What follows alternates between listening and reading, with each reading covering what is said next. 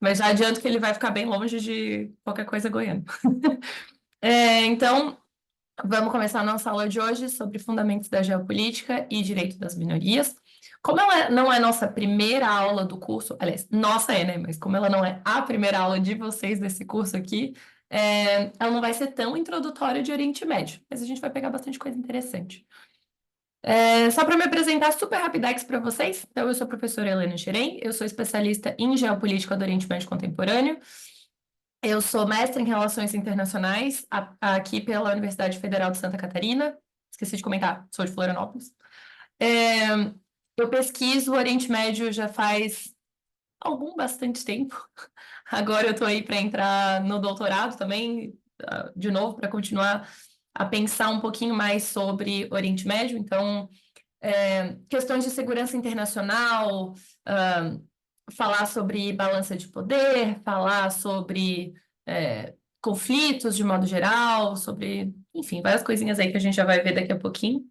É algo que me é muito habitual. Eu sou professora e pesquisadora do Leon, eu sou pesquisadora assistente do Project on Schism and Global Affairs, da Universidade de Harvard, sou professora de geopolítica, sou analista de relações internacionais, tento ser influencer de educação, vira e mexe tem algum videozinho novo lá na minha página, e aqui embaixo meu LinkedIn, caso alguém tenha interesse de saber um pouco mais sobre as trilhares de coisas relacionadas à geopolítica que eu faço. Então, bora. Para a gente começar um pouquinho só, dar um passinho para trás, eu não sei até onde que o professor passou para vocês ontem sobre Oriente Médio enquanto conceito geopolítico. Então, vou trazer aqui, se eu estiver chovendo no molhado, vocês me avisam e daí eu pulo essa parte, tá? Essencialmente, quando a gente fala, quando a gente usa o conceito Oriente Médio, ele é isso, ele é um conceito geopolítico. Ele não é uma região demarcada, com fronteiras óbvias ou com fronteiras, né, bem delimitadinhas. É muito diferente de eu falar, América Latina, de eu falar América do Sul, de eu falar o leste europeu, ainda que leste europeu vai até dar umas quebradinhas de vez em quando dentre os países mais fronteiriços, mas é diferente eu falar de grandes regiões, perdão, é diferente eu falar esse tipo de região e eu falar Oriente Médio. Não é um continente, não é um grupo econômico, nada nesse sentido. Quando eu falo Oriente Médio, eu posso fazer múltiplas divisões. Uma delas, que é a maior possível, que a gente entende como Grande Oriente Médio, é de um autor que lá em 2007 delimitou esses países aqui, aí eu coloquei nesse nosso mapinha, por isso que ele está em português, que foi o Aminé. E aí a gente tem essa divisão aqui. Vocês conseguem ver o cursor do meu mouse? Só alguém para me dizer que se sim ou se não. Sim, professora. Show, obrigada, Augusto. Então, aqui no meio a gente tem o Oriente Médio Central. Aqui a gente tem o Oriente Médio na parte de norte da África. Aqui para baixo a gente tem uns outros países que ocasionalmente também entram, Sudão, Eritreia, Djibouti, Somália. Se a gente pensar nos países com istão, todos entram também nesse balaio. Afeganistão e Paquistão é um pouco mais comum de a gente ver na conceituação de Oriente Médio. Turcomenistão, assim, às vezes, mas não é mais tão comum. Então, esses países aqui, antigas repúblicas soviéticas, não é tão comum a gente ver, mas sim, a gente também pode condensar eles para dentro de Oriente Médio. E só para traçar um porquê aqui, para não deixar vocês flutuando sobre a razão, a gente tem, por se tratar de um conceito geopolítico, a gente tem esse entendimento aqui muito fluido, muito flexível. Então, se eu traçar, por exemplo, a questão linguística, ela tem muito mais a ver desse Oriente Médio Central, excluindo Turquia, excluindo Irã, e norte da África, que é a maioria dos países onde se fala a língua árabe. Se eu pensar incluindo Irã e Turquia, vai ter muito a ver eu traçar, por exemplo, questões históricas, e aí eu posso trazer essa outra galera aqui para dentro também. Se eu pensar no Oriente Médio étnico, que a gente já vai ver daqui a pouquinho, eu trouxe muitos mapas. Isso, já vou dar um spoiler sobre mim, eu sou a professora dos mapas, eu sou viciada em mapas. Se a gente pensa no Oriente Médio étnico, o Irã, o Turcomenistão, o Afeganistão e o Paquistão são uma coisa só quase. Tudo bem, o Irã e o Afeganistão são bem divididinhos, mas ainda assim eles compartilham de vários grupos étnicos diferentes, de vários grupos sociais diferentes. Então, tem múltiplos tem múltiplos óculos ou múltiplas lentes que eu posso colocar para entender o Oriente Médio. O que é muito comum se a gente só pegar e jogar no Google? Oriente Médio. Ou aparecer mapas ou alguma coisa assim mais simplificada. Esse Oriente Médio Central, que é essa galera que está em azul.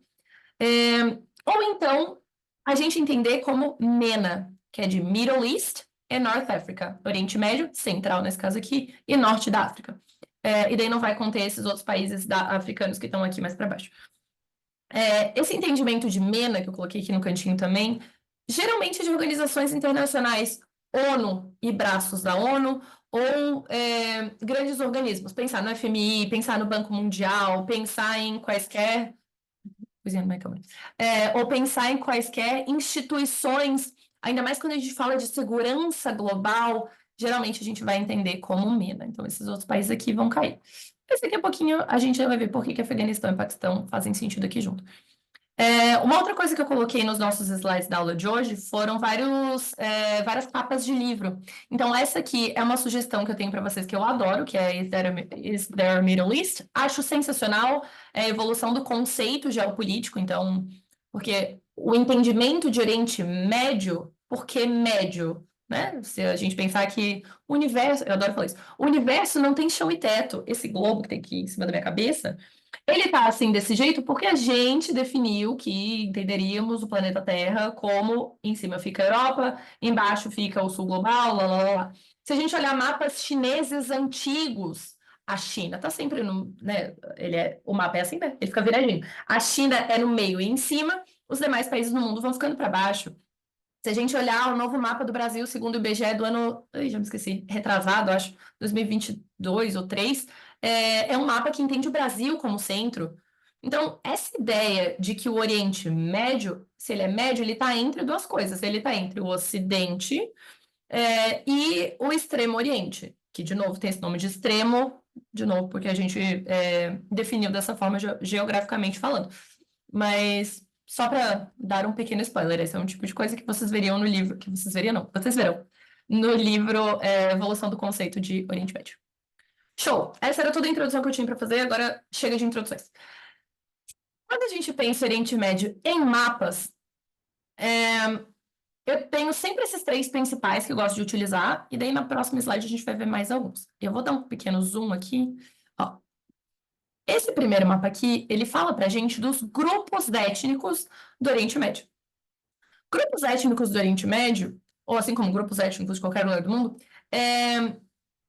eles vão se definindo depois de muito, muito, muito tempo, também não por questões fronteiriças geopolíticas, não por uma fronteira política, mas sim por elementos geográficos, né, de geografia física. Então, por exemplo, o Irã e o Afeganistão, para mim, são os maiores exemplos para contrapor a Arábia Saudita, por exemplo, que é a Arábia Saudita, os países do Golfo de modo geral, né, é um grande deserto. Se é um grande deserto, eu tenho algumas cidades pontuais, com o passar da história, eu não falo hoje em dia. Ainda que hoje em dia, de certa forma, também. Historicamente falando, eu tenho povos. Tudo bem que a gente aqui está falando de povos nômades, está falando dos berberes, mas temos um enorme deserto, onde tudo que está em branco aqui é porque é tão deserto, mas tão deserto que sequer tem população suficiente para a gente conseguir contar num mapa. Então, olha como é fácil, aspas, né? Porque caminhar no deserto não é tão fácil assim. Mas como é mais fácil do que andar por montanha, pelo menos, eu fazer essa expansão aqui de uma mesma etnia, de um mesmo povo. Agora, quando a gente olha para o Irã da vida, para um Afeganistão da vida, olha só, gente, é completamente colorido.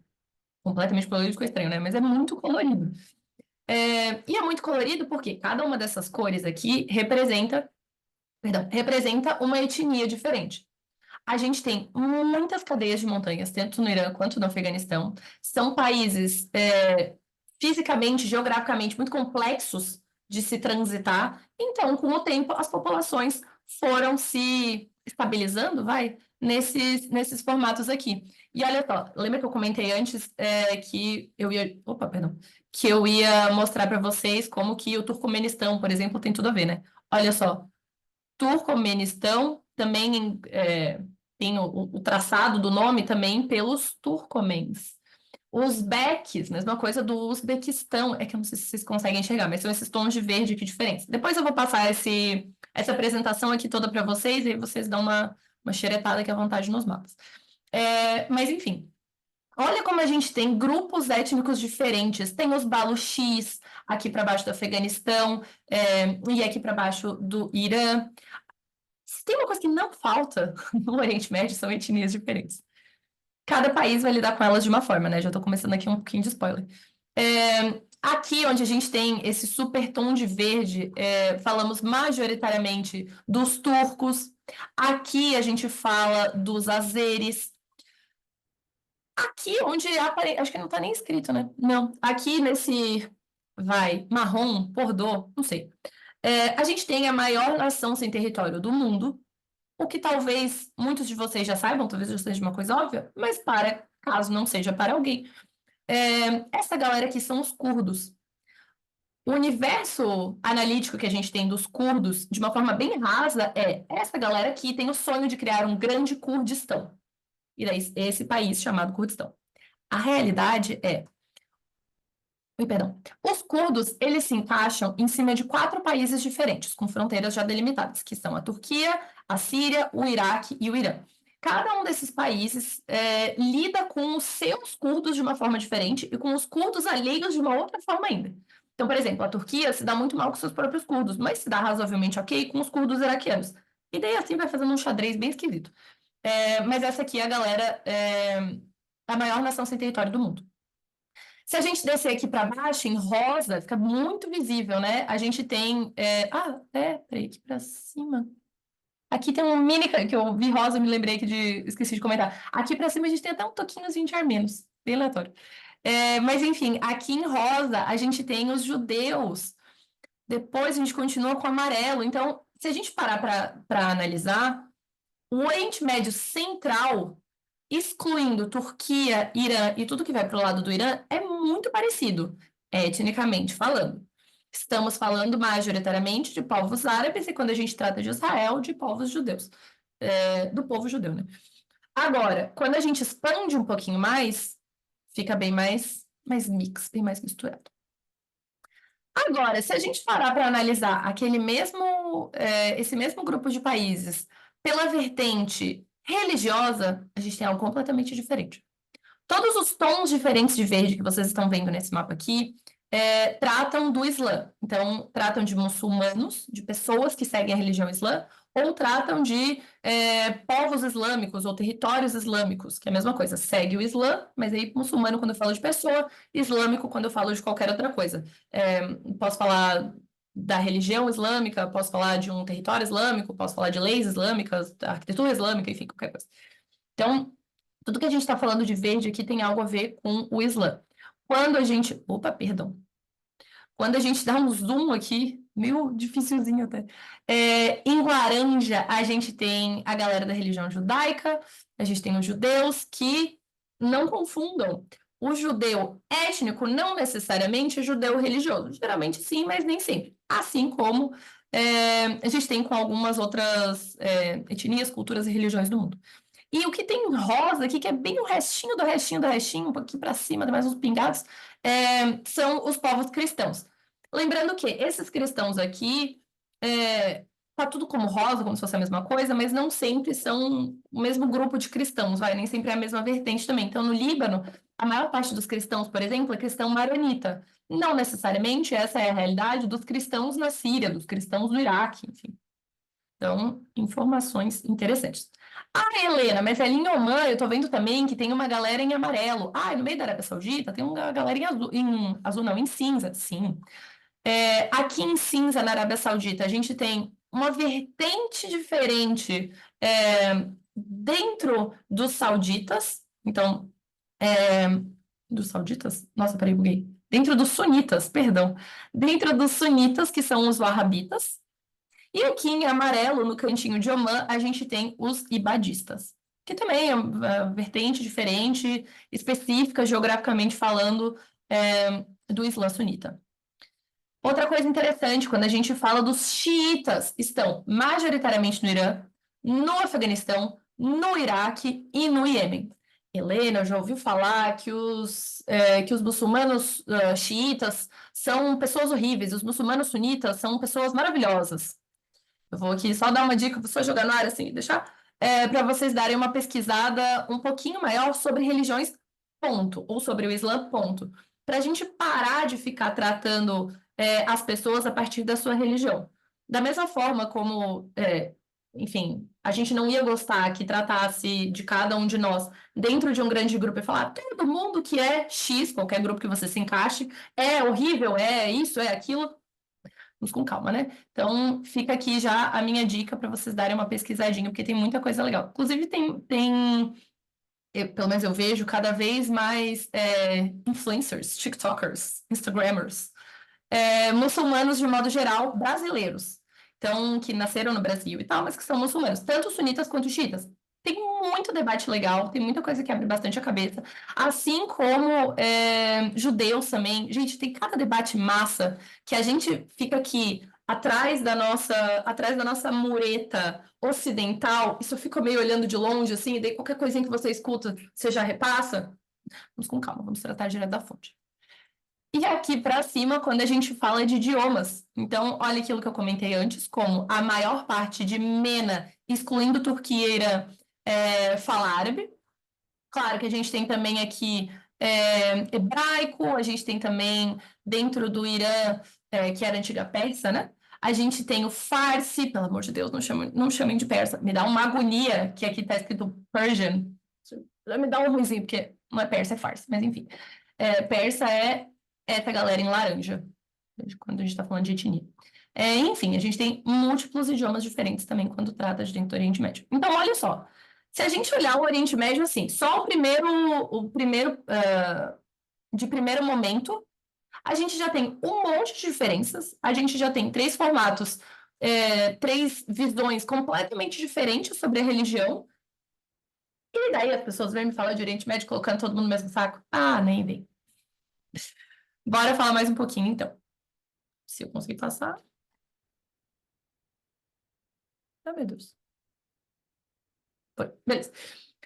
Tá, então, quando a gente fala do Oriente Médio, assim, basicão, plaft, é aquilo lá que a gente tem. Aí, eu trouxe três outras informações visuais aqui legais pra gente continuar a pensar o Oriente Médio, agora de uma forma um pouco ah, mais densa, e também pra gente começar a pensar minorias, que é o nosso primeiro tema daqui de hoje. Vocês me dão um segundo só ligar meu ar-condicionado, que tá um calor absurdo aqui em Florianópolis. Quer dizer, quem sou eu para falar isso para vocês, né? Goiânia geralmente é pior do que Floripa, mas... Beleza. Então, esse primeiro mapa que a gente tem aqui em cima é quando... Ai, putz, tirei o título, perdão. Mas, enfim, esse primeiro mapa que a gente tem aqui em cima é quando a gente trata do Grande Kurdistão. Então, existiu essa proposta original do Grande Kurdistão, se vocês olharem aqui para baixo, de 1945. Galera, 2025, 80 anos depois. É óbvio que isso aqui já mudou, é óbvio que as intenções dessas diferentes populações, desses diferentes povos já mudou, é óbvio que cada um desses países aqui já lidou com isso diferente e tudo mais. Coisas interessantes para a gente analisar daqui. Essa galera aqui que está branco e verde, que fica bem, bem, bem no norte do Iraque, depois de uma grande cadeia montanhosa, que dificulta, inclusive, a passagem, perdão, é o Kurdistão iraquiano. O Kurdistão iraquiano é uma região autônoma, não independente, mas autônoma, do Iraque. E o Iraque até que lida razoavelmente bem com seus curdos, ou com o Kurdistão iraquiano. Eles se autogovernam, é toda uma questão, bem legal. Bem legal de analisar, ou bem legal de saber. Ignorando qualquer tipo de juízo de valor aqui. Mas, enfim, e daí a gente tem, olha só, outras fronteiras propostas, e elas sempre foram aumentando, elas sempre foram mudando. Em verde musgo, talvez, as áreas efetivamente habitadas pelos curdos. Então, percebam, na Turquia é um país que ainda tem muito curdo, não só aqui nessa parte do Kurdistão, né, do Kurdistão turco, que tecnicamente não existe, tecnicamente não, oficialmente não existe ainda, mas também espalhados pelo país. E a Turquia lida muito mal com seus curdos. Meu Deus, já vou deixar aí essa bola quicando, porque daqui a pouquinho a gente vai falar sobre isso. Esse mapa aqui, esse mapa é muito meu xodó, porque eu acho ele muito legal. É o Oriente Médio visto de noite do espaço. Coisas interessantes que a gente pode tirar disso aqui. Essencialmente, as grandes cidades do Oriente Médio Central, e aonde que estão essas populações, né? Então, assim, se a gente pensar aqui na galera do Levante, é bem esse movimento que eu tô fazendo com o meu mouse, é como se ele fosse uma meia-lua para baixo, assim, tipo um arco-íris. Nessa região aqui, que vai ali de Israel, um pouquinho mais para cima, falando do Líbano, encaixa também com a Síria, o Iraque e tal, essa galera do Levante, e sim, realmente o Levante é o nome. A gente tem uma concentração enorme de pessoas. No Egito, majoritariamente, surpreendendo um total de 0 pessoas, majoritariamente a gente tem na confluência do Nilo, do Rio Nilo. Então, mais para cima a gente tem as cidades de praia, um pouquinho mais para baixo aqui a gente tem o Cairo, aqui para baixo a gente tem mais algumas. Mesma coisa, lá no meio do deserto, meu Deus, no meio do nada. Que nada, Riad, capital da Arábia Saudita, no meio do deserto, no meio do nada. Omã, mesma coisa aqui para cima, tal, se a gente vier aqui para o lado, para o Paquistão. Por que que isso aqui é relevante? Porque isso aqui me mostra de uma outra forma, talvez de uma forma mais prática, porque isso nada mais é do que uma foto do céu, então é o mais real que eu consigo chegar, mais do que um mapa desenhado, né? De como as pessoas, ou como as populações estão distribuídas dentro do Oriente Médio. Isso é importante também. E daí o último.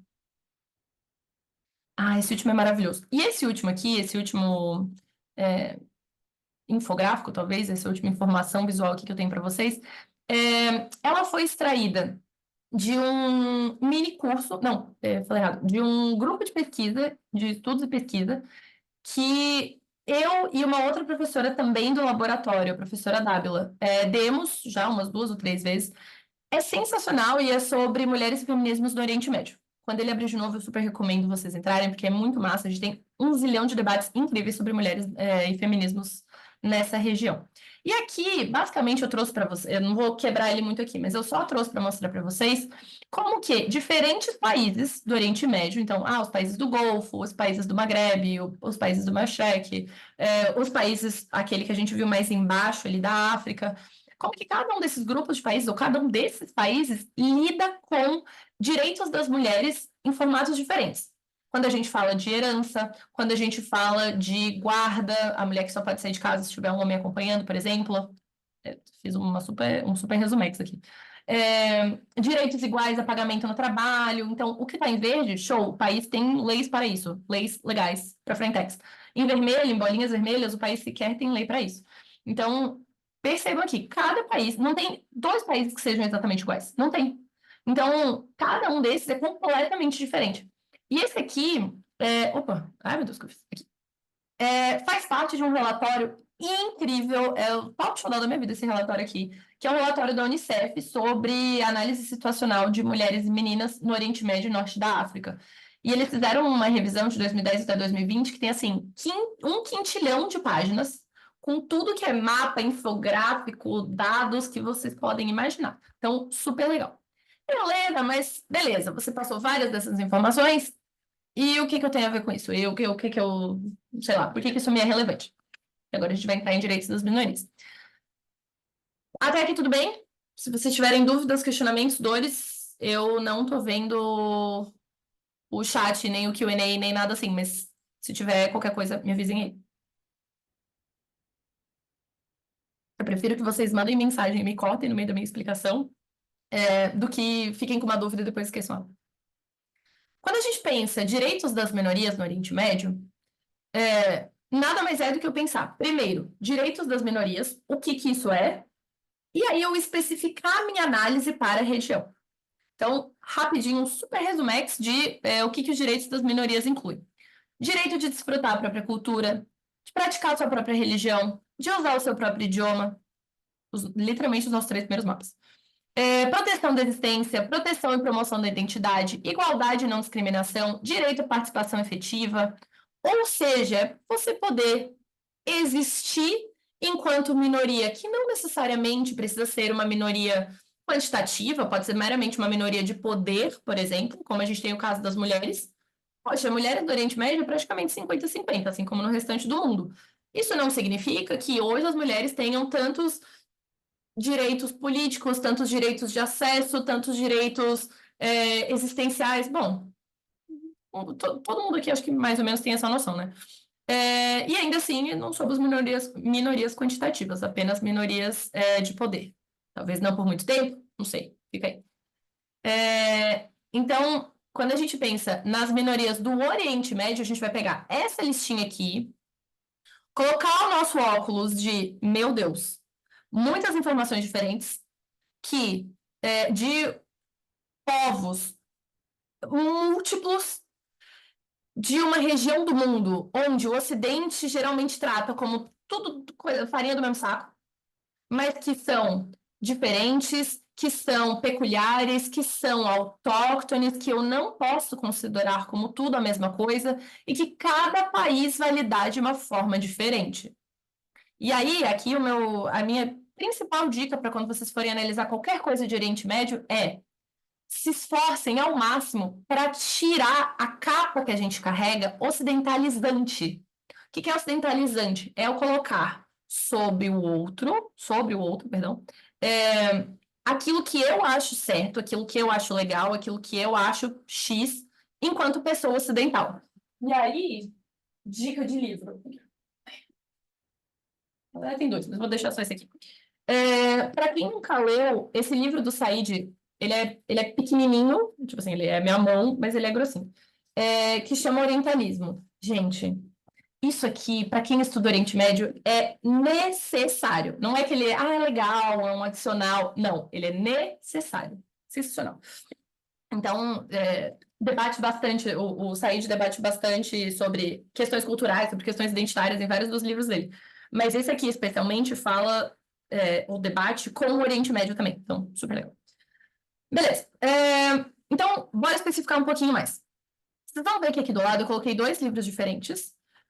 Esse primeiro aqui sobre direitos minoritários ou direitos de minorias no Oriente Médio, e esse aqui é de 2013, e esse aqui de baixo que é de 2018, isso, 13 e 18, que é um manual sobre minorias no Oriente Médio. Gente, esse manual aqui tem uma quantidade absurda de informações incríveis sobre minorias no Oriente Médio. Ele vai falar assim dos cristãos maronitas do Líbano até, sei lá, o povo curdo que já não é mais curdo, que na verdade é um. Sensacional. 10 de 10. Desse livro aqui de cima, eu tirei um micro trechinho do que eles tratam como conceito e definição de minoria. A ideia de proteger os fracos dos fortes é um conceito muito poderoso que inspirou muitos sentimentos e movimentos na história humana. Então, essa ideia de quem é minoria precisa ser protegido, precisa isso, precisa aquilo. Show! Aí aqui ele traz um tapa na sua cara. Mas os discursos de direitos das minorias ficam numa tangente com o processo de colonização. E esse aqui foi o tapa na cara que eu falei até agora, para cuidar para não ser ocidentalizante. Porque como é que é? A gente. Como é que é? Lógico, né? Como que a gente analisa isso aqui de outra forma? A gente tende a olhar para o Oriente Médio como as mulheres que são pobres coitadas. Não sei quem que sofre isso, que sofre aquilo. Geralmente, isso a gente parte de análises, ou referências secundárias, de modo geral, análises geralmente ocidentais, e a gente perde, ou a gente fica num buraco aqui imenso entre a análise já feita, e você vai fazer análise em cima dessa análise, e a realidade local, a realidade cultural, a realidade regional, a realidade religiosa. Se a gente for tapar esse buraco aqui, às vezes a análise faz nem sentido com a realidade. Então, isso aqui é muito interessante para a gente cuidar. Eu vou dar um exemplo para vocês, para não parecer que eu estou falando sobre coisas aleatórias. Quando a gente fala de direitos das mulheres, por exemplo, a gente pensa, as mulheres muçulmanas sofrem muito. Elas sofrem. Me fugiu a palavra. Me fugiu total. enfim, elas são tidas como menos, ponto, como menores, como menos importância, blá, blá, blá. A realidade é, no próprio Corão, no próprio livro sagrado que os muçulmanos seguem, é, tem lá falando algumas coisas super interessantes. Dentre elas que as mulheres, já desde 630 bolinhas, quando Maomé começou a pregar a sua palavra, lá, lá, lá, lá, lá, é, de lá de trás, ele já falou, as filhas mulheres vão ter tanto direito à herança quanto filhos homens, o que até então não existia. Outra coisa que eu acho muito interessante daqui de dentro é a visão como a mulher geralmente fica em casa, cuida da família, cuida dos filhos, cuida disso, cuida daquilo, não sei o que lá, mas ela é tão importante quanto os homens. É habitual a gente ver aqui no Ocidente, só para fazer um contraponto, a mulher que fica em casa. Putz, ai, o cara sai para trabalhar, o cara tem liberdade, o cara é isso, o cara é aquilo, tem um monte de coisa legal. Putz, a mulher fica em casa, a mulher limpa a casa. É esse peso, é essa dor que eu, enquanto mulher ocidental que trabalha, que tem outras coisas para fazer, que não só cuida da casa, para mim, eu não gostaria de ser dona de casa. Quer dizer, talvez se eu fosse herdeira seria maravilhoso. Como esse não é o caso.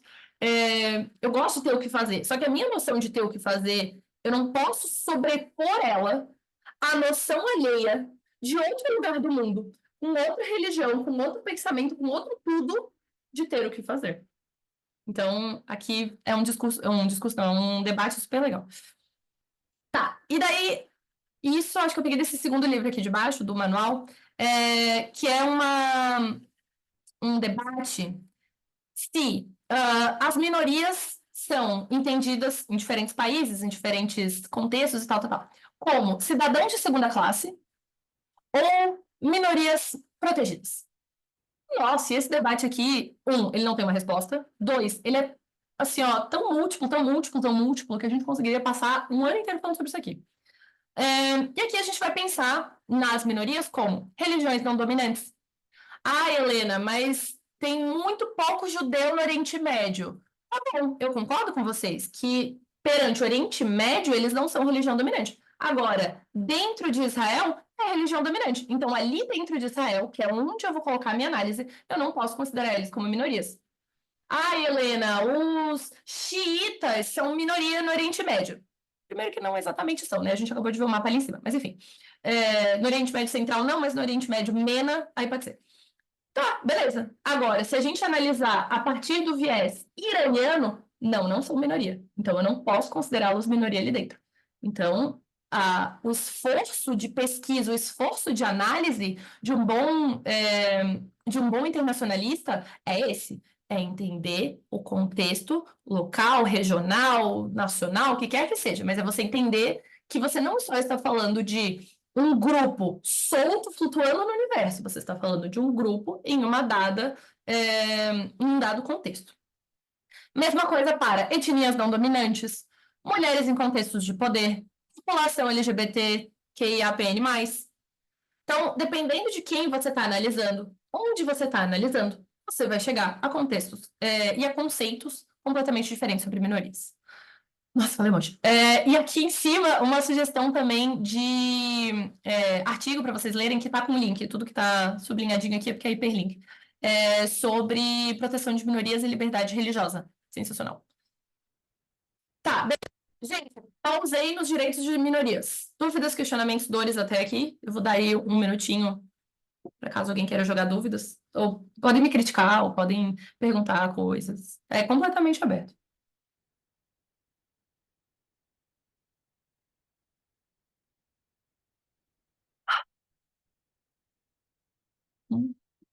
Meu chocolatinho de meio de aula. Tá.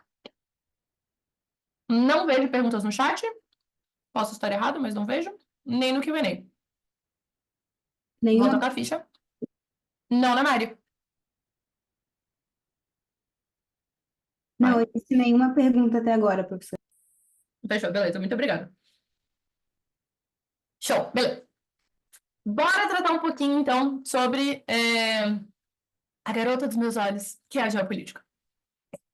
Eu não sei como que nos cursos respectivos de faculdade de vocês.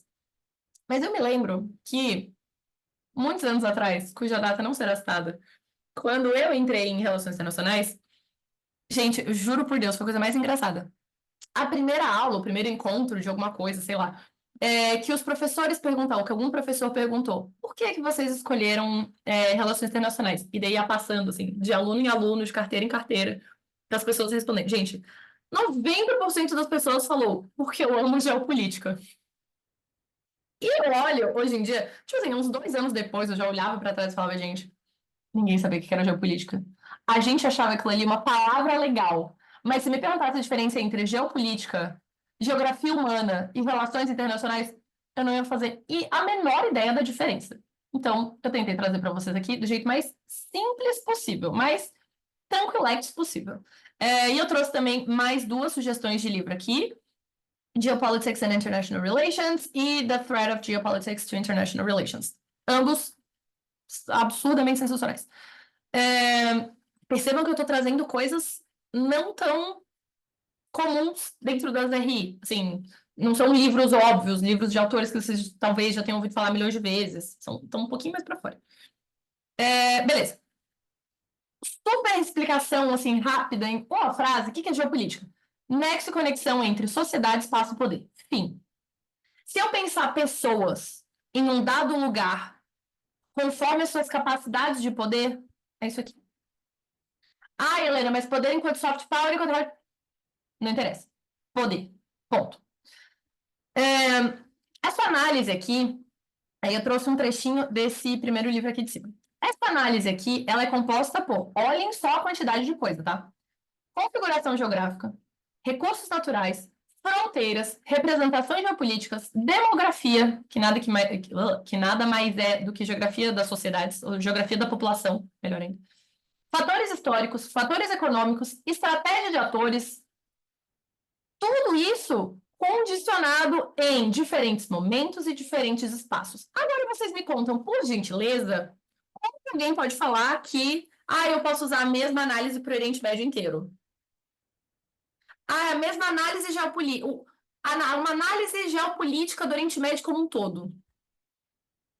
Se você conseguir abarcar numa análise curta todos esses fatores aqui, de todos os países, de todas aquelas minorias que a gente viu agora há pouco, de todos os poderes soft e hard, nossa, parabéns. Será ninja. Aplaudirei com muita alegria. Em uma frase, gente, não. Humanamente impossível. Aí eu trouxe aqui para baixo também um outro recortezinho desse livro aqui de baixo. Eu não vou ler inteiro, eu vou só ler pontos chaves aqui que eu separei pra gente. Que basicamente, essa primeira frase do que eu comentei agora há pouco sobre respostas de calouros. A gente vive num mundo onde geopolítica é um termo universal, qualquer coisa é geopolítica. Eu falei de geografia, geopolítica. Falei de política, geopolítica. Eu não sei a conexão entre eles, geopolítica. Muito bom. Mas aqui a gente entra nessa noção das massas, nessa noção de opinião pública. Não sei vocês, os contextos específicos de vocês. Mas tem uma coisa que acontece muito, muito, muito comigo, que é, não só em aula, as pessoas perguntarem a minha opinião sobre contextos e conflitos no Oriente Médio, ponto. E eu sempre falo que uma boa professora nunca dá ou nunca demonstra a sua opinião. Vocês não vão saber minha opinião até o final sobre nada de dentro do Oriente Médio. O melhor que eu posso fazer é jogar tudo possível de informação para vocês, ajudar vocês a terem pensamento e noção crítica, e daí vocês vão decidir a opinião de vocês por conta própria. O meu ponto aqui, o meu papel aqui, aliás, não é ficar dando opinião. Mas enfim, e o que eu mais ouço das pessoas são opiniões sem embasamento algum. Mas o meu tio no WhatsApp me falou. Mas eu vi na TV não sei qual. Mas eu ouvi no programa de rádio, blá, blá, blá. Gente, pelo amor de Deus, cuida com essas opiniões aí. Mas enfim, os diferentes contextos que a gente pode falar de conflito regional, mudança de regime, crise política, guerra híbrida, a gente pode falar de negócios, a gente pode falar de business, a gente pode falar de economia, corporações multinacionais, e ainda assim a gente está falando de geopolítica. Dependendo de como a gente analisar, né? Mas estaremos falando de geopolítica. Show! Agora, especificando um pouquinho mais o nosso foco, geopolítica do Oriente Médio. A gente tem vários, né? Eu trouxe aqui só alguns, fatores conectivos que são peculiares a essa região, ou que são autóctones, que são próprios, que nasceram dentro dessa região. Múltiplas tensões relacionais concomitantes. Eu duvido vocês me falarem, ponto a ponto, todos os países que são best friends e que são, assim, inimigos mortais dos últimos 3 governos sírios. O governo do Bashar al-Assad é uma coisa, do Hayat Tahrir al-Sham vai ser outra coisa completamente diferente, o do Assad já era diferente. Então, muito boa sorte. Então, múltiplas tensões relacionais, não só entre países, e aqui vem uma coisa muito, muito, muito importante quando a gente fala de Oriente Médio.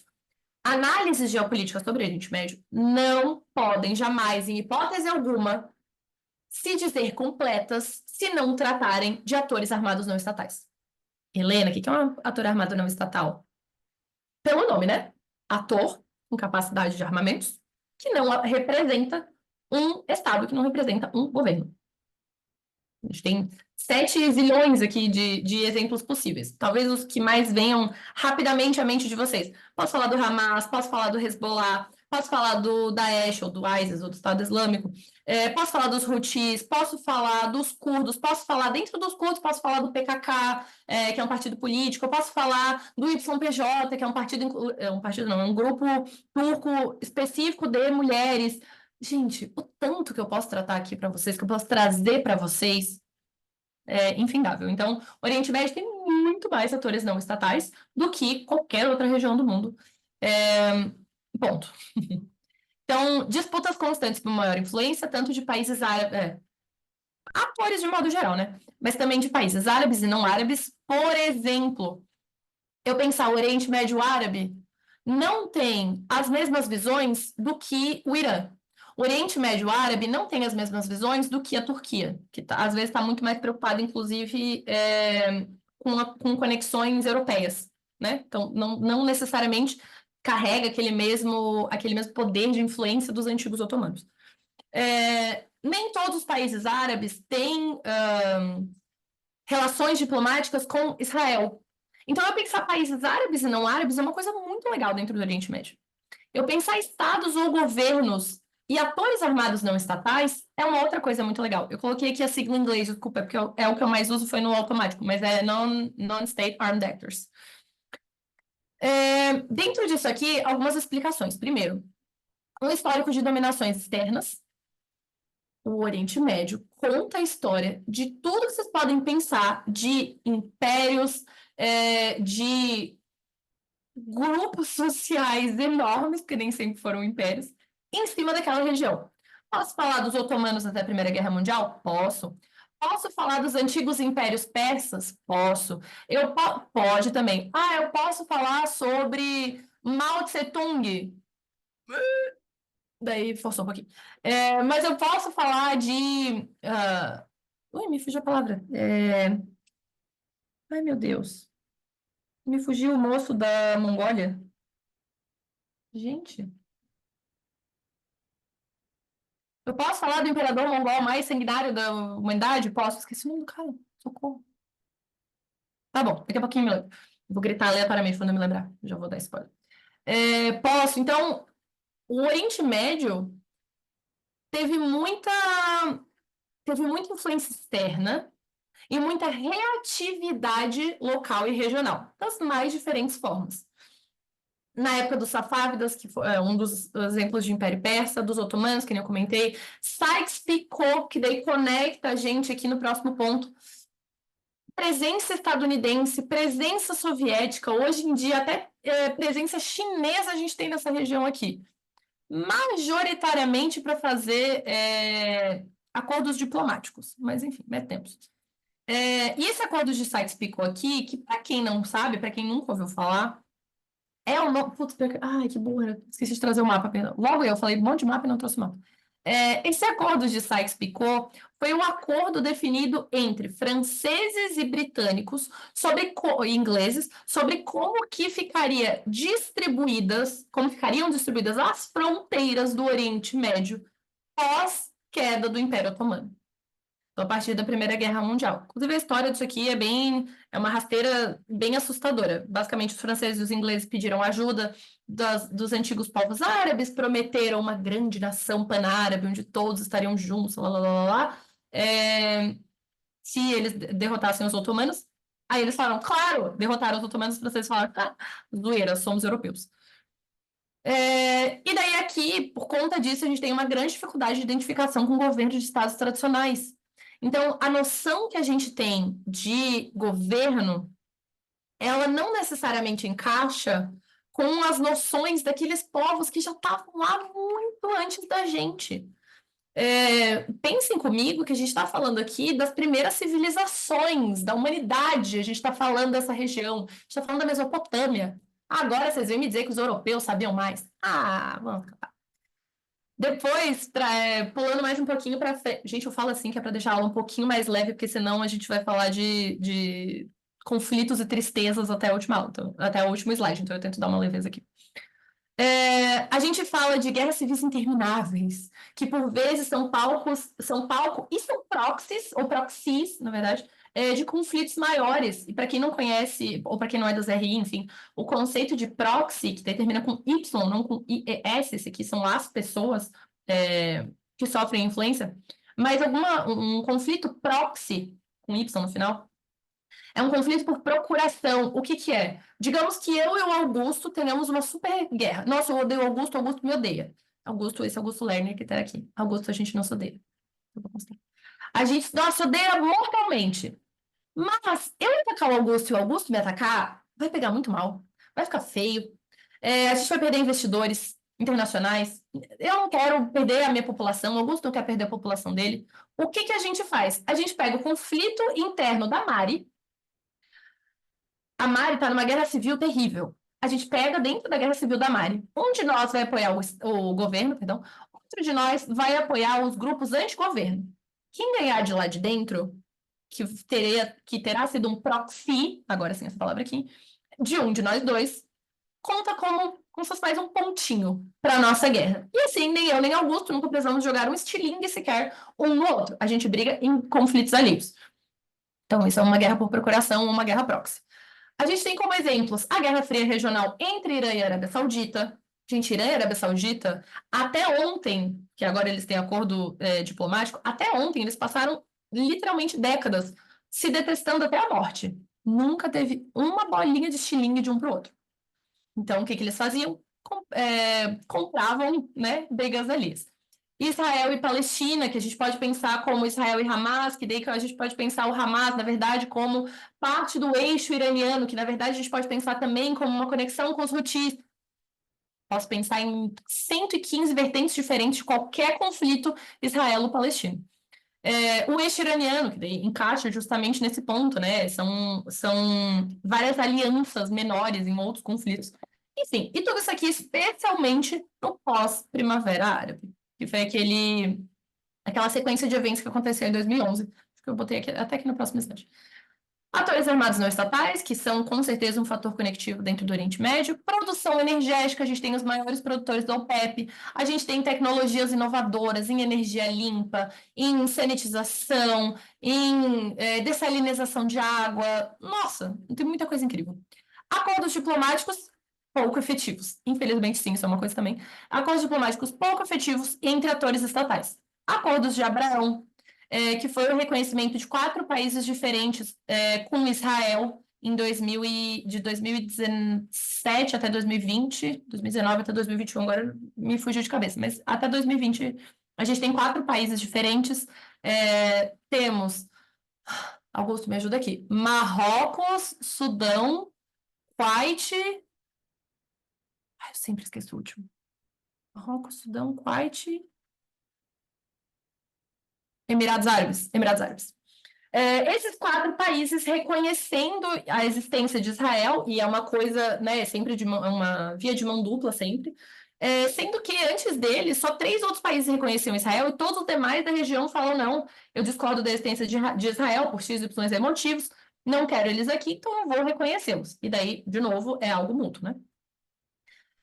Tá, e só a título de curiosidade, os países antes deles dos acordos de Abraão a reconhecer Israel, que foram o Egito, a Jordânia e a Turquia.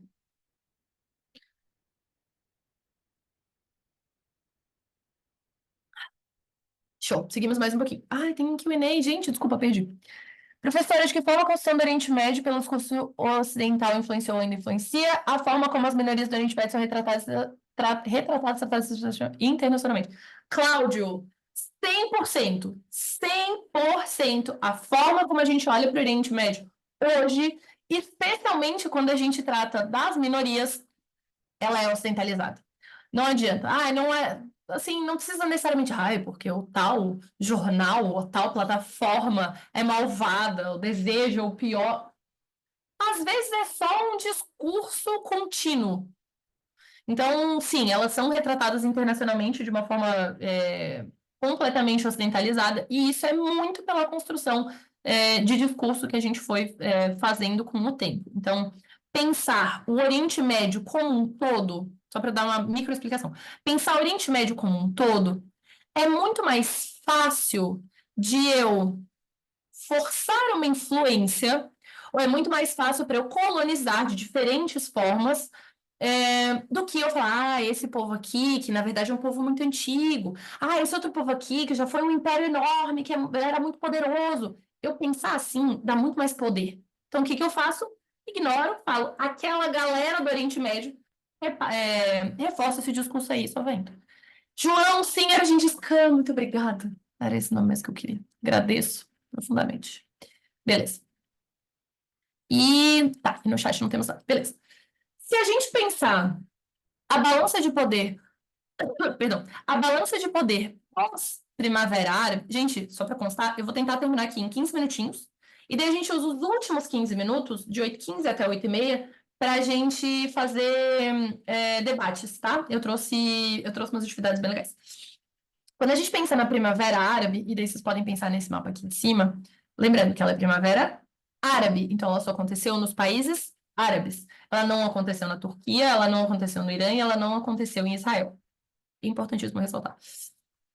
A gente viu um aumento e uma manutenção da instabilidade regional, guerras civis, falências estatais, e eu não estou falando de falência econômica ou de falência financeira. Quando a gente usa o conceito de Estado falido, que é um conceito que a gente usa na segurança internacional, é um país que já não consegue garantir para sua população um mínimo sequer de segurança. Nem segurança hídrica, nem segurança física, nem nenhuma. Absolutamente nenhum tipo de segurança, é um Estado falido. A população não responde mais àquele governo.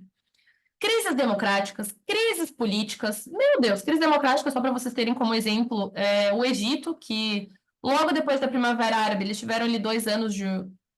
Teve um pequeno caos. Daí depois teve 2 anos de um governo que foi tão ruim, mas tão ruim, que a população foi para a rua de novo e falou, tipo, não, não quero nem esse aí, até esse aí que eu elegi, ficou horrível. E desde então, desde 2014, se eu não me engano, 14. Tá nas mãos de um regime ditatorial. Olha que bacana, né? A gente tem lá um regime militar, aliás, mais do que ditatorial, a gente tem lá um regime militar. Então, olha só que bacana.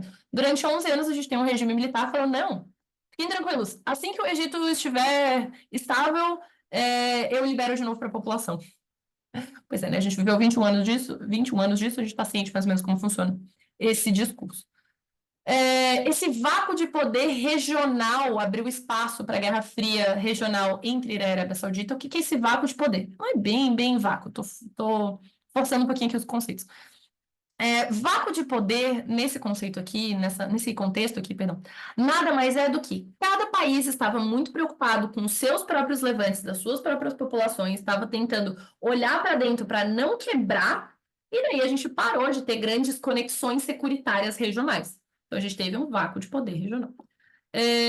E cada grupo de países reagiu à Primavera Árabe de uma forma completamente diferente. Os países do Levante reagiram de uma forma, os países do Golfo reagiram de uma forma completamente diferente, pressionaram a população até ficar um silêncio absurdo, porque no Golfo a gente fala de monarquias, né? Na Tunísia foi o único país de todos que conseguiu efetivamente uma mudança de regime, então foi o único país que teve efetivamente uma revolução, que é a Revolução de Jasmim. Todos os outros, meio que só caos. Aí aqui eu coloquei um pouquinho entre 2011 e 2020, alguns outros elementos que marcaram bem isso aqui. Manifestação de novos atores não estatais, principalmente o ISIS, a Irmandade Muçulmana, o Hezbollah. Helena, o Hezbollah e esses outros grupos são de 2011. Não, Gwenda, eles não são de 2011. Eles só se manifestaram de uma forma muito mais regionalizada a partir da Primavera Árabe. Que mais? E o ponto principal aqui é o encaminhamento para a ordem regional tripartite, que é isso aqui. Agora a gente volta a falar de mapas. A ordem regional tripartite no Oriente Médio nada mais é do que tem três. Deixa eu ver se está no próximo. Aqui. Eu tenho três grupos de países, três eixos, que se dividem entre eixo pró-status quo, o próprio nome já diz, né? Que é majoritariamente Arábia Saudita e outros países árabes. Eixo de resistência, Irã, Iraque, Síria e muitos atores não estatais. Eixo islamita sunita, que é meio que assim, os rogue states, os atores que ficaram meio flutuando, mas que também queriam muito poder, que é a Turquia e Catar, e alguns, debativamente, outros atores não estatais. Cada um desses grupos enxerga uma ameaça securitária diferente. O eixo pró-status quo tem um grande problema com o Irã. O eixo de resistência tem um grande problema com a ascensão de Israel e a ascensão da Arábia Saudita, e o eixo islamita sunita com a ascensão israelense. Então, veja, essa estrela, esse infográfico, essa essa imagem aqui que mostra a relação dos 5 maiores poderes do Oriente Médio, ela é de 2015, tá? Tá um pouquinho defasada, mas a lógica continua a mesma. Que trazia Turquia, Israel, Irã, Egito e Arábia Saudita, mostra pra gente, falar de geopolítica no Oriente Médio já é difícil. Agora, quando a gente tem cada um desses países que reage ao outro de uma forma ou aliança, ou inimizade, ou estranhamento, junto com relações paradigmáticas, eu quero ver vocês me dizerem que geopolítica é uma coisa simplificada. Pelo amor de Deus. Depois, outro elemento muito importante quando a gente fala de geopolítica, a capacidade material dos estados. Existe um site que é o Global Firepower e eles elencam anualmente a capacidade material mesmo, né? O poder militar dos estados. Então, olha só, isso aqui é o que a gente tinha em 2024, que está aqui pequenininho. Turquia, Irã, Egito, Israel e Arábia Saudita. Olha aqui a variação que a gente teve para 2025. A Turquia permaneceu em primeiro, Israel subiu, Irã caiu, Egito caiu, Arábia Saudita, bom, na verdade, a Arábia Saudita permaneceu, né? Mas caiu um pouquinho numericamente falando. Enfim, e a gente tem essa. Como é que eu posso falar? Esses níveis diferentes, talvez, de poder, mas aqui eu tô falando de poder hard power. Tô falando de poder bélico mesmo, dentro do Oriente Médio. E esse poder bélico, ele é institucionalizado, e a gente tem muito esse contexto, esse cenário multipolar. A gente não tem que, nossa, é óbvio que a Turquia é absurdamente mais poderosa do que Israel, que é absurdamente mais poderosa do que o Irã. Não, gente. Muito pertinho uns dos outros. E aqui eu não estou nem tratando ainda de soft power. Quando a gente pensa em capacidade energética, esses números aqui são de 2021, mas os mais atualizados, eu coloquei aqui também para vocês o link, depois é só acessar, de 2022 está praticamente igual. Então, optei por deixar assim, porque eles alteraram a formatação das imagens para 2022, eu não achei que ficou muito legal, achei que assim estava mais fácil de enxergar. Mas, enfim, a gente tem o total de suprimento energético do Oriente Médio em 2021, e daí aqui as divisões dentre os países. Convenhamos que, olha só, de 33 para 12, de 33 milhões para 12 milhões, a gente tem uma quantidade muito considerável da energia, do suprimento energético regional do Oriente Médio sendo produzido pelo Irã e pela Arábia Saudita. E daí, agora sim, os outros ficam bem mais para trás, ficam bem mais para baixo. Aqui um pouquinho, se vocês quiserem ler depois sobre projetos de energia renovável. A Arábia Saudita, em especial, tem um negócio super legal, que é o projeto 2030. Visão 2030, falei errado, desculpa. Essa visão 2030 fala de uma Arábia Saudita, que é daquela que vira e mexe a gente vê assim, nas redes sociais. Ai, uma cidade que é completamente murada com espelhos no meio do deserto, e não sei o quê, autossuficiente, lá, lá, lá, lá. Isso aqui não é algo que o resto do mundo está pensando dessa mesma forma. A gente pensa de outras formas, até porque lá tem muito mais dinheiro envolvido. Tem mais alguma coisinha aqui no chat? Ah, tá. Gente, preencha o formulário de registro de presença. Não se esqueçam, não tem como registrar depois. Aqui, essas imagens aqui com fundinho branco são da minha dissertação de mestrado. Por isso que elas estão meio assim, um pouquinho defasadas. Essa aqui é de 2020, esse quadro aqui é de 2020. E daí eu fiz aqui algumas atualizações 2020 e 2025, que na verdade é 2024. A gente teve impactos super severos da pandemia da Covid-19. Em 2021, a gente teve o retorno do Talibã ao governo afegão, que os Estados Unidos passaram 20 anos no Afeganistão com a justificativa de que não, vamos proteger a população do Talibã. Daí calcularam tudo errado, ficou tudo meio esquizofrênico, saíram correndo e o Talibã retomou o governo em 32 segundos. Em 2023, a gente teve um acordo diplomático entre a Arábia Saudita, assim, retomada das relações entre os países e o fim da Guerra Fria Regional, com um asterisco. Em 7 de outubro, a gente teve os ataques do Hamas e o início do conflito Israel-Hamas, ou do trilhardésimo conflito israelo-palestino. Então, eu botei aqui que já perdura 6 meses. Esqueci de atualizar, gente, perdão. Mas que já perdura quase 3 anos. Não, nossa, meu cérebro. Que já, quase 2 anos, falei errado. 1 ano e meio. E em 2024, agora, a gente teve mudanças no governo sírio, com a derrubada do Bashar al-Assad, que saiu correndo para dar as mãos para o seu queridíssimo amigo Putin na Rússia, e o Hayat Tahrir al-Sham, escrevi Hayat errado, mas enfim, Tahrir al-Sham no governo, que é algo ainda muito recente para a gente ter grandes análises sobre. Quem dirá opiniões? Então, quando alguém falar para vocês, nossa, não, porque esse grupo, com certeza, A, B e C, ou XPTO. Por favor, vamos com calma. Tá, olha, terminei ainda antes do proposto. Tá. Eu tenho aqui agora uma sequência de 3 slides, cada um com um grupo de atividades práticas e debates diferentes. Para eu entrar neles, eu preciso saber primeiro se vocês têm dúvidas, questionamentos, dores geopolíticas, se vocês querem adicionar alguma coisa, se vocês sentiram falta de alguma coisa, se ficou algo no ar, tanto sobre geopolítica quanto sobre minorias. Podem mandar aí no Q&A ou no chat.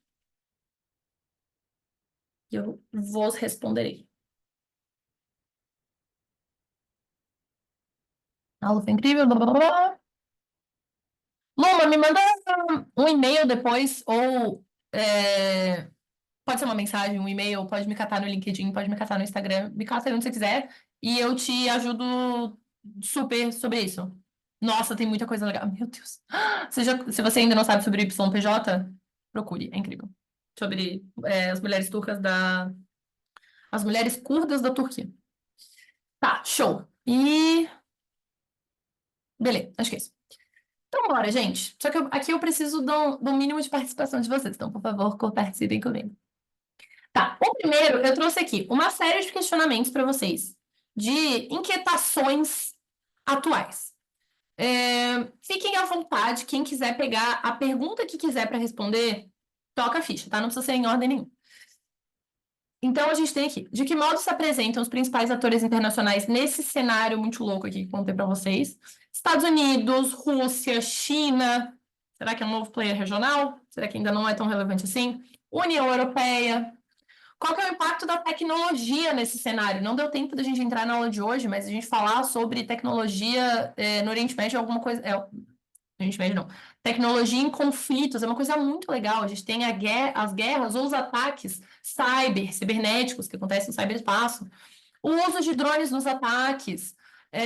Como analisar as questões morais ou as questões éticas. Nossa, mas eu acho que não deveria, acho que não deveria poder, acho que não deveria ser assim. Versus as evoluções, vale a pena mesmo? Guerra nunca serve para nada, guerra é só para todo mundo, né? Enfim, sair perdendo. Questionamentos aí. Quais as maiores inseguranças e ameaças regionais para além das guerras civis no Oriente Médio? O que a gente tem de tendências? Insegurança alimentar, insegurança hídrica, insegurança climática, insegurança de gênero, insegurança educacional. O que surge aí na cabecita de você está valendo? Qual o impacto dos últimos acordos da região? A gente tem os acordos de Abraão, o acordo Irã-Arábia Saudita, os acordos de cessar-fogo nos mais diferentes conflitos que, como a gente já viu, nunca duram muito tempo, sempre tem algum lado, sempre tem os dois lados, sempre, enfim, eles caem por terra muito logo. E o que esperar de 2025? Eu botei no Iêmen, gente, desculpa, é na Síria. Se quiserem falar do Iêmen, fica à vontade, mas era para ser na Síria, pelo Hayat Tahrir al-Sham, ou HTS. No conflito entre Israel e Hamas e pela questão do Trump, não só no Oriente Médio, mas sobre como que o Trump olha para o Irã. Gente, juro para vocês, não tem certo e errado. O errado é quem não respondeu. O errado é se ausentar de participar. Então, vou deixar o microfone aberto. Mari, eles conseguem abrir o microfone? Eu nem sei, na real. Tô perguntando, mas não sei. Consegue sim. Tá, show. Então, Mas queridos, a precisa, bola. na verdade, precisa Vocês levantar querem? a mão. Eles precisam levantar a mão e eu consigo habilitar para eles conseguirem falar. Tá. Então, gente, vocês ouviram a Mari? Levantem a mão aí. Em algum lugar tem uma mãozinha, tem um raise hand. Levantem a mão e estarão livres e disponíveis para falar. Não precisa ter vergonha, não precisa falar, nossa, mas eu não sei muito sobre Oriente Médio. Gente, se vocês souberem tudo sobre Oriente Médio, não faria sentido nenhum nem eu estar aqui. Isabela, meu bem, manda.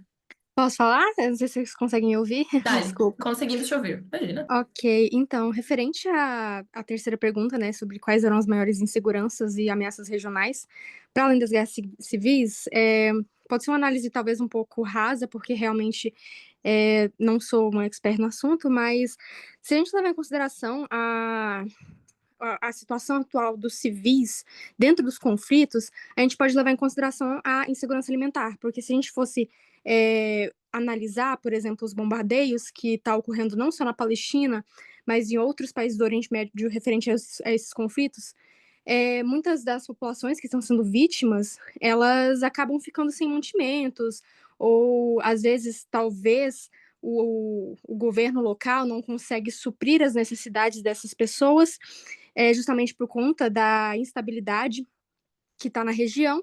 E referente à climática, eu achei interessante pontuar que todas as vezes que há esses conflitos, querendo ou não, esses bombardeios, eles utilizam certos, como eu posso dizer, certos componentes que podem, por exemplo, podem causar uma certa instabilidade, não só climática, mas na vegetação também daquele local. E isso acaba contribuindo, por exemplo, também no aumento do calor daquela região. E referente à climática, eu gostaria de lembrar quando teve a Guerra do Vietnã, que os Estados Unidos eles jogaram tanto agente laranja no solo vietnamita, que até hoje tem pessoas que nascem com deficiência naquela região por conta desse agente laranja, que pode, inclusive, ocorrer, né, futuramente, nas próximas gerações das que vão surgir do ambiente do Oriente Médio. Talvez seja uma perspectiva um pouco rasa, como eu disse, mas achei interessante pontuar isso. Não foi nem um pouco raso, achei sensacional, adorei a conexão com a Guerra do Vietnã, achei muito boa. Na Síria, a gente teve, logo ali na explosão da Primavera Árabe dentro da Síria, do início da Guerra Civil, a gente teve o governo do Bashar al-Assad, ai, não era agente laranja, mas agora eu me esqueci o que era. Mas a gente teve também uma grande questão sobre como que o governo estava atacando a população. E foi com a mesma lógica. Foi assim, vou fazer o que precisar para essa população parar de ir para as ruas, parar quieta. E, enfim, na época a gente teve sanções, foi toda uma... Sanções internacionais, né? Foi toda uma questão, tal. Ai, gente, agora eu me esqueci o que era. Era a gente laranja. Gás sarin, não me lembro mais agora de cabeça, mas enfim. Mas era também alguma coisa muito séria. E gostei também da sua pontuação sobre como que as guerras impactam de forma climática as regiões. E, nossa, completamente. Primeiro que a gente já está falando no Oriente Médio de uma área majoritariamente desértica, ou ainda, se a gente for mais para os lados, a gente está falando de grandes cadeias montanhosas. Então, já são territórios difíceis, já não são territórios muito. Já são territórios mais inóspitos. E ainda em cima disso, em cima como chama, das mudanças climáticas no mundo, a gente ainda adicionar mais Mais destruição? Concordo plenamente com você. É algo muito, muito considerável. Gente, mais alguém quer fazer algum comentário? Cláudio, por gentileza, fica à vontade.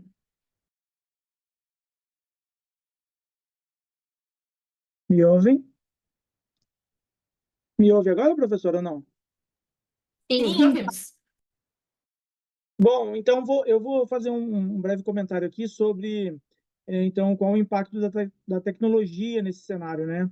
É, e a gente vê aí uma cobertura muito ampla falando sobre a guerra, principalmente da Ucrânia e Rússia, né? Onde a gente tem ali um uso muito intenso de drones, né? Para usar aí nos ataques, tanto de um lado quanto do outro, né? E a gente, vendo isso, a gente pode levar também para questões ali das análises ali morais e étnicas, né? Porque é, a gente nunca teve uma guerra que está sendo tão transmitida, né? Que praticamente ali ao vivo a gente vê ataques de um lado e de outro, e a gente vê drones atacando e drones fazendo a cobertura disso, né? Então acho que esse desenvolvimento tecnológico daqui para frente já houve um grande avanço, né, nesses últimos tempos, né, principalmente com esse desenrolar da guerra da Ucrânia e também da Rússia.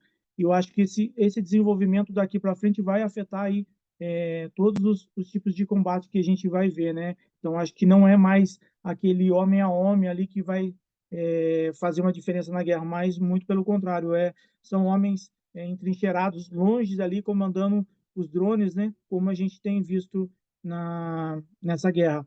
E a gente viu também que até no cenário aí de Israel a gente tem aí os ataques de drone, né, vindo tanto saindo quanto entrando. Então, acho que é uma questão muito importante. A tecnologia nesse cenário hoje, ela é fundamental aí para as tropas, né? E a gente vê isso também com uma certa preocupação, porque quanto mais tecnologia envolvida, maiores os danos têm sido, né? A gente tem visto isso e vê isso de uma forma muito diferente do que a gente viu lá atrás, por exemplo, na Segunda, na Primeira Guerra Mundial, que a gente tinha poucas imagens, hoje a gente vê isso praticamente online, né? Então, era só uma pontuação para a gente levar essa parte da tecnologia aí que está sendo usada nas guerras hoje, para a gente mostrar como isso também pode ser levado aí e influenciando também os combates aí na área desse cenário atual, né? Era Sensacional, isso. Cláudio. Muito obrigada. Muito obrigada pela contribuição. Sim, tem uma pergunta que fica no ar e que é uma pergunta muito difícil de ser respondida, que é justamente se o aumento do uso de drones, por exemplo, né? Não precisa ser só drones, mas enfim, tecnologias de modo geral, em guerras, se elas tornam a guerra mais ou menos humana. O que que eu quero dizer com isso? É, Antes eu jogava uma bomba de cima de um avião e ela destruía. Antes, como se isso não existisse mais, né? Mas você entendeu meu ponto. Quando eu jogo uma bomba de cima de um avião, ela mais ou menos pega ali uma região. Quando eu faço um ataque de drone, se o drone for muito tecnológico, eu consigo acertar exatamente um apartamento dentro do prédio, um quarto, uma câmera, não sei o quê. Então, de certa forma, será que eu estou tornando aquilo ali mais humano? Estou salvando vidas? Estou também salvando a vida dos soldados que não precisavam mais ir para lá? Por outro lado, o contraponto disso aqui gente, quem está controlando esses drones tá num outro lado do mundo, parece assim, um monte de guri jogando videogame. Então, perde-se um pouco dessa noção do que é matar alguém. A gente deveria levar isso muito a sério. Deveria ser uma. Ui, vai ficar até vendo. Deveria ser uma coisa muito mais séria matar alguém. Quem dirá destruir uma cidade, destruir um grande evento, destruir não sei o que lá? É uma coisa muito séria. Então, se a gente pensar nesse sentido maior, a morte ela se torna algo meio, sabe, meio tosco, assim. Ah, tá. Hoje eu consegui um ataque de drone lá que matou X pessoas. Então, essa questão tecnológica carrega muito esse ponto também. Mais alguém quer adicionar algo? Senão eu parto para o próximo slide. Celina, por gentileza, o palco é seu. Você está mutado ainda. Oi? Não, agora te ouvimos. Então, eu queria falar sobre o que eu acho. Provavelmente está meio torto, minha opinião, mas tá tudo certo. Então, sobre a União Europeia tipo, como um novo player regional, como algo que começaria a se meter no assunto conflitos do Oriente Médio. Eu acho que não é um player regional, né? Um player da Europa, porque a Europa poderia, a União Europeia, né, poderia se motivar um pouco mais com essas guerras, porque eles se veem perdendo poder, perdendo um pouco da influência tradicionalíssima de União Europeia, visto que há pouco tempo a União Europeia entrou em contato com a Índia, coisa que não é comum, com vários diplomatas. Então, a União Europeia, ela tendo seu conflito interno, ela perdendo um pouco da sua influência, talvez ela queira se conectar mais com o Oriente Médio, de alguma forma, para reestruturar um pouco desse poder, né?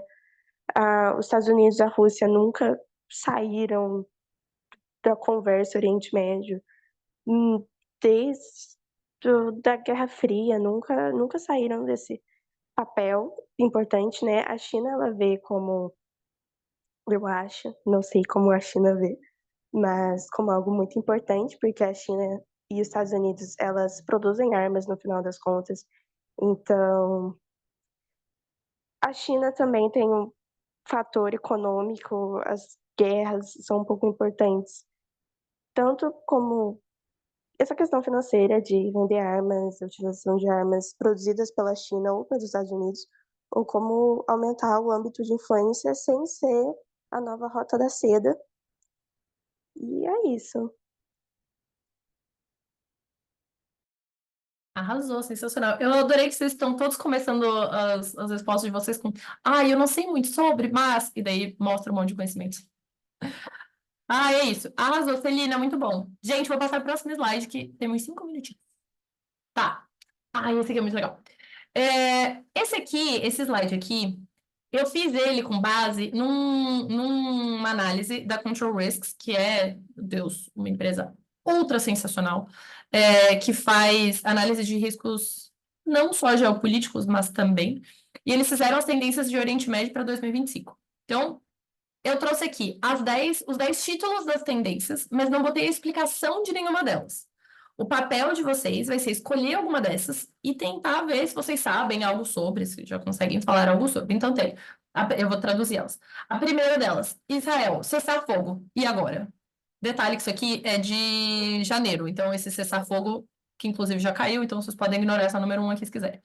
Ou repensar novos cessar-fogos, enfim. 2, o Irã executa sua estratégia regional. 3, grupos militantes cada vez mais próximos das suas ambições globais, ou com cada vez mais ambições globais. A gente pensa nos Houthis, por exemplo, né, ali no sul do Iêmen. Em termos geopolíticos, o Trump no Oriente Médio, como que ele olha para isso aqui? O Iêmen, negociações e implicações. As mudanças nas dinâmicas do Levante, que, de novo, repetindo, é essa região aqui, onde vocês estão vendo meu mouse. Estados vulneráveis, a luta dos estados vulneráveis a se adaptar às mudanças climáticas. A dívida, ou a imagem da dívida dos países do Golfo, que é esse GCC. A expansão de controle dos militares no Paquistão. E um renovável Eldorado no norte da África. Alguém tem algo a adicionar sobre qualquer uma dessas tendências aqui para 2025? E daí, enquanto vocês pensam, vão aí levantando a mãozinha, a mesma coisa, daí a Mari abrir para vocês. Enquanto isso, eu coloquei aqui algumas outras sugestões de análises de outros sites e tal. Então, a gente tem do Arab Center DC, do Middle East Council on Global Affairs, do KPMG. A minha favorita desse quadro aqui é o KPMG dessas análises, né? Não necessariamente o site. E se vocês quiserem uma visão mundo das finanças, se vocês quiserem uma visão bem business, assim, economics, aí vocês vão para o S&P Global, porque S&P faz esse tipo de análise geopolítica focada em finanças. Meu Deus, hoje eu tô que tô falando, né? Bora, queridos. Se vocês acharem que é muito complexo também, eu posso deixar aí, vocês pensam e debatem sobre em outros momentos. Não temos nada de Q&A. Mari, não temos mãozinhas levantadas? Acho que a galera ficou receosa porque eu botei coisas muito complexas. Peço perdão. Acabamos de receber uma mão levantada. Eu vou Boa, permitir. bora. Manda, Isa. Então, referente à questão de estados vulneráveis e na adaptação de mudanças climáticas, como foi, né, mostrado no slide anterior, eu também até citei um pouco referente a essa mudança climática que pode ocorrer nos estados e, né, no caso, nos países que estão introduzidos nos conflitos, principalmente esses conflitos mais armamentistas, né? É interessante a gente analisar, e como a senhora inclusive tinha citado anteriormente, essas regiões mais desérticas, que esses países estão introduzidos, quanto mais conflitos, esses conflitos armamentistas, no caso, quanto maiores eles forem, mais mudanças climáticas esses países vão sofrer. Principalmente países que acabam sendo totalmente dependentes daquela agricultura local, né? Comunidades, né, que são mais marginalizadas dentro desses países, elas vão acabar tendo um impacto muito maior, principalmente se não houver, né, uma intervenção que possa fazer digamos que uma conciliação, né, uma intermediação dentro desses conflitos. E referente ao Trump, no MENA, é interessante a gente verificar e analisar em si que o Trump, apesar dele ter essa promessa, entre aspas, de acabar com as guerras, no conflito entre Israel e Hamas, ele aparentemente fez pelo que eu vi em algumas notícias, ele fez algumas ameaças referente ao grupo, né, do Hamas, principalmente se não houvesse uma libertação dos reféns, o que pode possivelmente acarretar em uma tensão muito mais forte entre Israel e a Palestina. Além dele ter intensificado, né, uma ação militar nos Estados Unidos contra os Houthis no Iêmen. Então, querendo ou não, o Trump, ele, após a ascensão dele no poder, ele trouxe muito mais uma instabilidade, digamos assim, né, entre aspas, uma instabilidade que pode ocorrer, né, dentro dessa região, do que de fato, concretização da ideia de acabar com as guerras. E sem contar o Irã, né, outros países do norte da África, que, querendo ou não, ele, né, infelizmente, pode trazer muito mais instabilidade do que, de fato, uma paz, assim, entre aspas. Sensacional. É isso, é isso. Tem uma forma de olhar o Trump, ponto, as loucuras que esse homem faz, que é muito interessante, que chama a teoria do caos calculado. A teoria do caos calculado diz que, especificamente focada no Trump, né? Diz que, gente, esse homem é muito inteligente. Olha o tanto ou quão milionário ele ficou, olha o tanto de negócios que ele fez, blá, blá, blá. Talvez todo esse tanto de loucura que ele faz, esse tanto de bobageira que ele fala, talvez isso tudo seja calculado para gerar um caos que depois ele conserta com estabilidade. Então, enfim, é uma teoria bem doida, mas existe essa possibilidade de visualização. Gente, já batemos 8h30, então eu vou só deixar o último slide para vocês irem pensando. Ui! Ai, meu Deus. Meu Deus, parei de compartilhar. O que eu fiz? Mari, fui eu, isso? Socorro.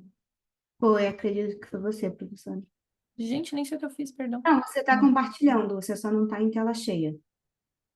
Ah, tá bom. Tá, eu peço perdão, gente, não faço a menor ideia o que eu fiz. Enfim. Inclusive, eu perdi a minha segunda tela aqui também, não sei o que aconteceu.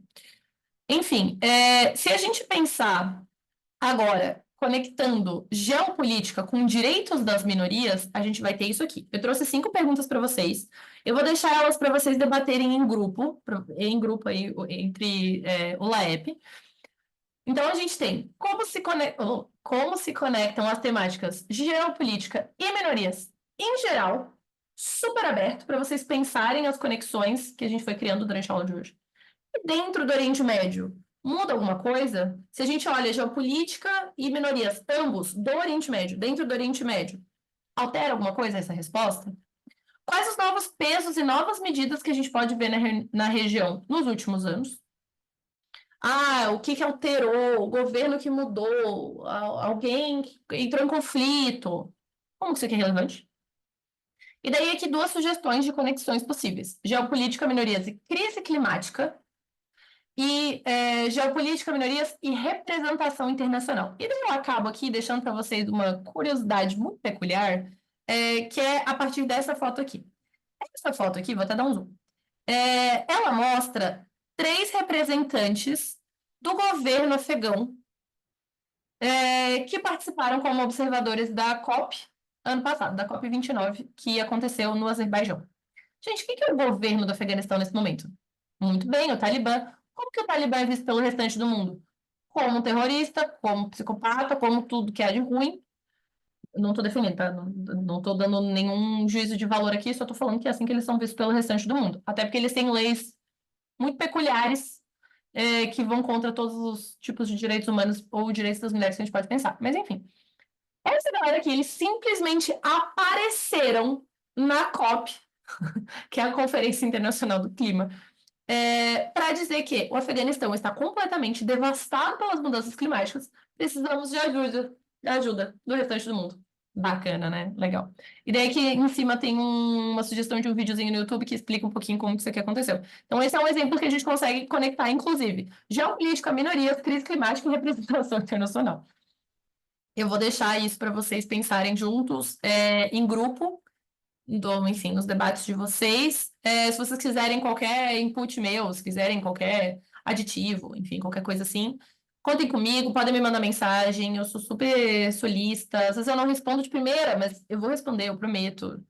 Ou no Instagram, @prof.helena_xeren, ou no LinkedIn, ou, enfim, é isso, por e-mail. É isso aí. Gente, muitíssimo obrigada. Peço perdão que eu roubei 4 minutinhos de vocês. Deixa eu parar de compartilhar aqui. Adorei as interações, fiquei muito feliz. E é isso. Se vocês tiverem dúvidas, questionamentos ou dores, podem me perguntar. Não se esqueçam de responder o formulário de presença. Roubei a fala da Mari. Exatamente, vocês só receberão um certificado de horas complementares se vocês tiverem registrado a presença de vocês em pelo menos 3 das 4 aulas. Então, por favor, não esqueçam.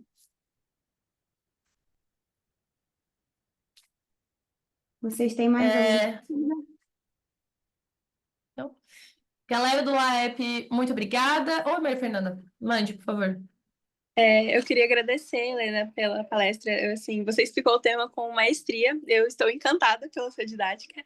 E queria perguntar para você, você falou alguns, né, durante a sua fala, algumas fontes para a gente pesquisar, então, tipo, para pegar notícias base mesmo do Oriente Médio, porque, como você falou, a gente tem muito essa questão de uma visão ocidental do Oriente Médio, muita informação que a gente fica olhando e fala assim, nossa, mas não está com viés muito Estados Unidos, ou um viés muito abrasileirado das coisas.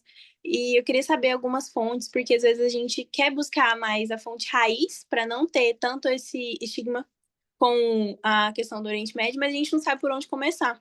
Eu queria saber se você tem algumas fontes mais base para a gente começar a pesquisar e ir atrás de informações sobre tudo que acontece nesse meio para a gente. Tá. Eu já vou te adiantar que uma visão neutra sobre absolutamente qualquer coisa na história da humanidade nunca vai existir, tá? Todo mundo parte de algum lugar, todo mundo carrega alguma coisa, ponto. Impossível a gente ter algo plenamente neutro. O que vai variar, agora que eu vi que eu já tô com o rima todo borrado. O que vai variar é de onde vai vir essa vertente. Então, se você souber disso com antecedência, filha. Eu li um artigo no G1. É óbvio que ele vai estar ocidentalizado. É o G1, assim como qualquer outro portal de notícias daqui. Pouco importa, eu não estou falando mal da Globo necessariamente. Então, se você já tiver essa noção, você já lê aquilo ali com um pouquinho mais de senso crítico, já facilita. Algumas sugestões que eu particularmente gosto. Esses links que eu botei para vocês, especialmente nos últimos slides, são de... como chama? De instituições, ou organismos, ou plataformas que fazem análises que eu acho um pouco mais limpinha. Eu gosto bastante. Depois a gente tem a AP, que é a Associated Press. Gente, eles cobrem, especialmente a guerra Israel-Hamas, nossa, eles cobriam, não sei se ainda cobre, porque faz um tempinho que eu parei de olhar, mas eles cobriam, assim, ó, minuto a minuto, conflito a conflito, vou até colocar aqui, peraí. Se eu colocar no chat, todo mundo me vê? Acho que sim, né? Esse aqui. Aí, parou de funcionar aqui. Associated Press. O site, se eu não me engano, eu acho que é AP News. Eu posso estar errado, mas se botar no Google Associated Press, vai aparecer.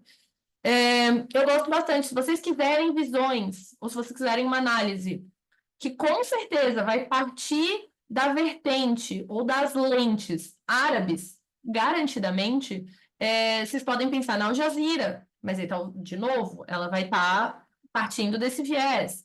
Então, nunca vai ter um zero viés. O ponto de todos nós, né, enquanto internacionalistas, é saber que o que você está lendo vem de um certo viés, conseguir quebrar aquilo ali, ter conhecimento suficiente para reajustar aquilo ali para ficar um pouquinho mais neutro, que é plenamente impossível. Mas é isso.